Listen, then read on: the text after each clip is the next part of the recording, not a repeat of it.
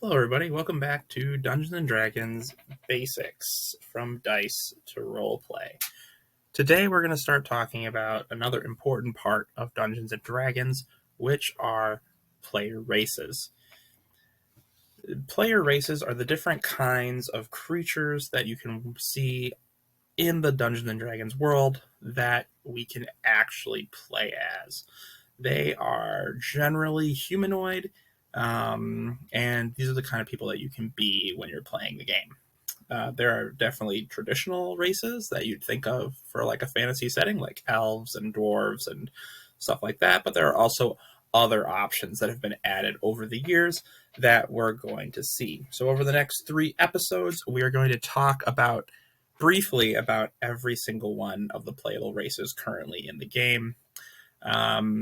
And just kind of do a brief overview of each one.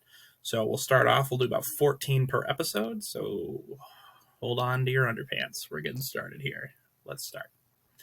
The first common race in Dungeons and Dragons are humans, and they are very adaptable and ambitious. Humans get a +1 added to every ability score, and they can learn an extra language. Humans are more diverse, and that makes them adaptable to different players. There are also several different in-game ethnic groups, such as the Shu or the Rashimi, that kind of mirror Earth ethnic groups, so you can kind of match your character to how you yourself look. Next up are dwarves. You can think of like Gimli from Lord of the Rings. They're bold and hardy, and they're best known as warriors, miners, and workers of stone and metal.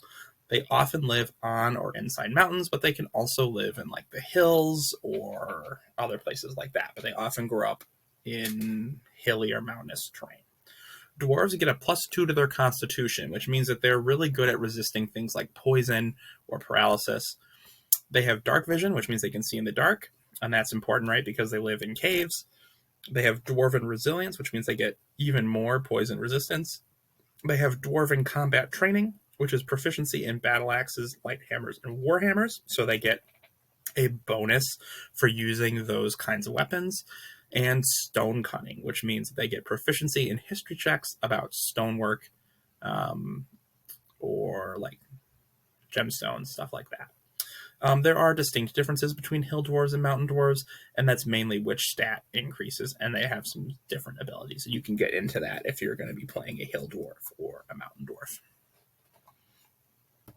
Elves are magical people of otherworldly grace. They live in the world, but are not entirely a part of it because they live for so long. It's really hard for them to tie themselves down to the material plane because they live for so long. Elves get +2 to dexterity, which means they're really good at being graceful and dodgy. They also have dark vision, and they also get keen senses, which is an automatic proficiency in perception, so they're able to see and sense things better than other races. They have Fey ancestry, which gives them advantage on saving throws for being charmed, and they can be put to sleep by magic. And instead of sleeping for their long rest, they get to trance, and that only lasts for 4 hours. So their long rests are shorter than other creatures. Elves have several subracers as well, like high elves, which are kind of like the snooty city ones, wood elves, which you could think of like Legolas from Lord of the Rings, and the drow, which are dark elves who have been banished underground. So there's lots of different ways to play elves. A half elf then would be a human and an elf combined. They have the best qualities of the 2 lineages, and that makes them very adaptable and prone to using magic. Half elves get +2 to charisma, so they're very charismatic. They're able to interact with people because they have like those elven features, and they also get +1 into other ability scores. They have dark vision, Fey ancestry, and skill versatility, which means they gain proficiency in any 2 skills that you choose. They're often good diplomats between humans and elves because they have, both species stuff going on, but they're also generally good with other things as well. Half orcs are human orc combinations. They often have grayish skin, more prominent teeth that kind of stick out of their mouths, and they're very tall, towering over most humans, making it easier to see that they are half orcs. Half-orcs get bonuses to their strength because they have that orcish heritage, and their constitution. They can handle a little bit more toughness. They've got dark vision, which means they can see in the dark. Menacing, which means they're able to intimidate easier. They have relentless endurance, which means that once per long rest, you can drop to 1 hit point instead of 0. So if you are about to get knocked out, instead you could just have 1 hit point. It's kind of like sturdy in Pokemon. And savage attacks. When you get a critical hit, you roll an extra damage die. So because they are part orc, they have this savageness about them, and that means they get to roll more damage when they crit. Half-orcs are strong warriors, and they are often taken advantage of because they have their orcish ancestry to rise to positions of power. They have the strength to rise to positions of power. Gnomes, which you can think of, are like garden gnomes. They're small, right? They're generally smaller people. They have a lot of energy and enthusiasm, and they love to live, and it shines brightly throughout their actions. Gnomes have +2 to intelligence, which is that book smart stuff. Dark vision, gnome cunning, which gives them advantage on intelligence, wisdom, and charisma saving throws. So things that are like intellectually or like people who are trying to deceive them, they have a harder time deceiving gnomes because they can kind of see through that kind of stuff.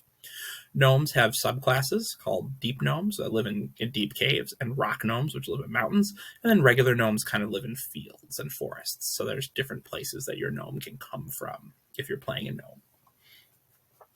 Halflings are hobbits, okay? So that's how you can think of them. They tend to survive by avoiding conflict, and they're usually smaller, and they resemble hobbits. They're not exactly hobbits, but that's basically what they are. They're the hobbits from Lord of the Rings. Halflings get +2 to dexterity, which is the dodging and moving. They get lucky, which means if you roll 1 on a d20 for an attack, an ability, or a saving throw, you get to re-roll that dice 1 time. They have brave, which means they get advantage on saving throws for being frightened, so they don't get frightened easily. And they also have halfling nimbleness, which means you can move through the space of a larger creature than you. So if you're standing next to a giant and you're a halfling, you can move through that space. Normally you couldn't, but if you're a halfling, you can. Halflings often live in rural or pastoral areas and are willing to work with anyone, so they are pretty easy to set up. They can be from anywhere, and they're incredibly loyal, so they will stick with people to the end. Tieflings share a demonic ancestry and are often abused for it, so they have some sort of demonic presence in their heritage, and they have red or purple skin and sometimes have horns. Tieflings get +2 to charisma and +1 to intelligence. That's because, right, devils and those sorts of people are able to manipulate people, so they get that charisma bonus. They have dark vision, hellish resistance, which means they resist fire, infernal legacy, which means they know the thaumaturgy cantrip, and at level 3 they can cast hellish rebuke. At level 5 they can cast darkness, so they get some built-in spells and cantrips that they can use. And they use charisma as their spell modifier instead of a different stat. So that means that they have higher charisma, so they get to use their higher stat for their spells. Tieflings are often independent and more chaotic than other humanoid species, and that's just because they have demonic ancestry, right? So their legacy is from a darker, more chaotic area.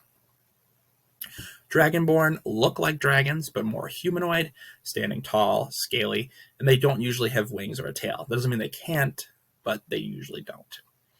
Dragonborn have +2 to strength, right, dragons, and +1 to charisma. They get draconic ancestry, which means you get to choose a type of dragon from a table, and that affects your ability to use a breath weapon. So Dragonborn do have the ability to shoot like fire or poison or ice from their mouth. They get the breath weapon, like I just said, and they get damage resistance. So you have a resistance that's built into your draconic heritage. So for instance, if you are a fire dragon, you get resistance to fire, that kind of stuff.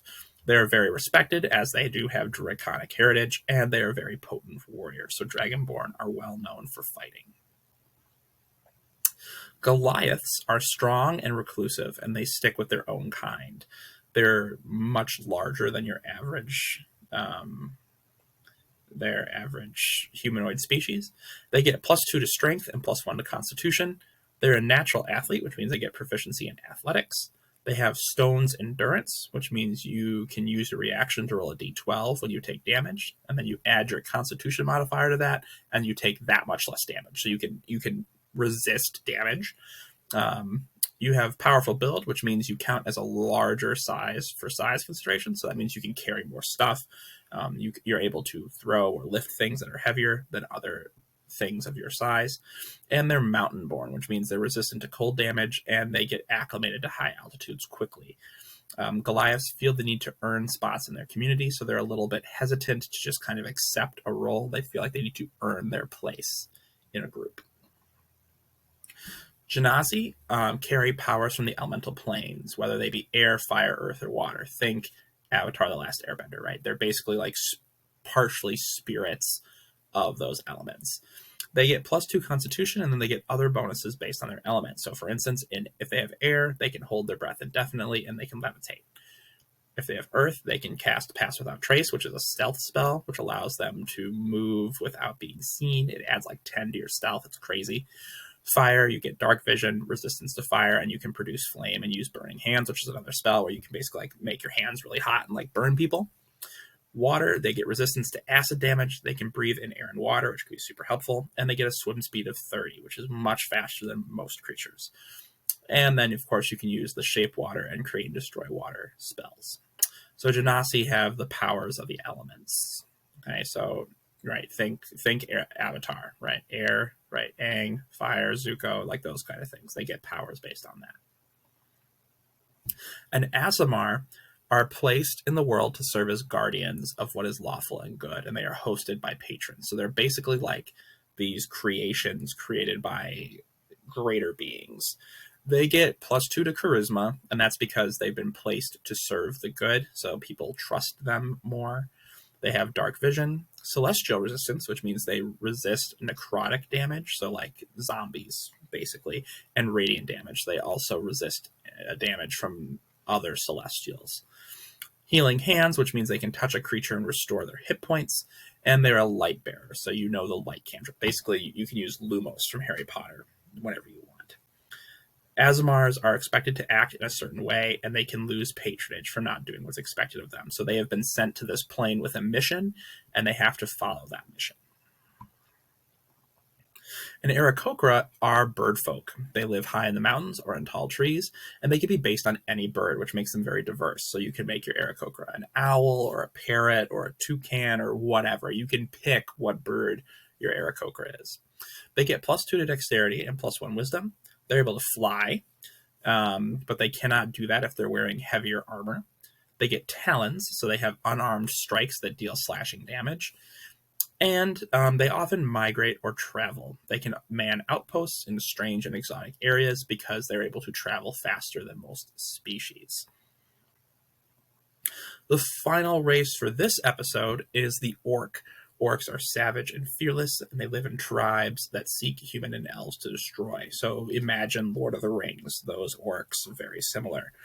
Orcs get a lot of strength, +2 to that, and +1 to Constitution. Dark Vision, aggressive, which means that as a bonus action, they can move their speed towards an enemy of their choice that they can see or hear. Primal Intuition, you have proficiency in 2 of these potential skills, so the ability to handle animals. Insight, Intimidation, Medicine, Nature, Perception, or Survival, so you can pick 2 of those to get proficiency in. And then Powerful Builds, they count as a larger species for carrying. Orc culture focuses on war and bloodlust and believe that fighting well leads them to a good afterlife. So basically, they're kind of like Norse fighters, but grosser. Anyway, those are the first 14 races we're going to talk about in our video series. Stay tuned for next episode where we'll talk about 14 more. See you soon.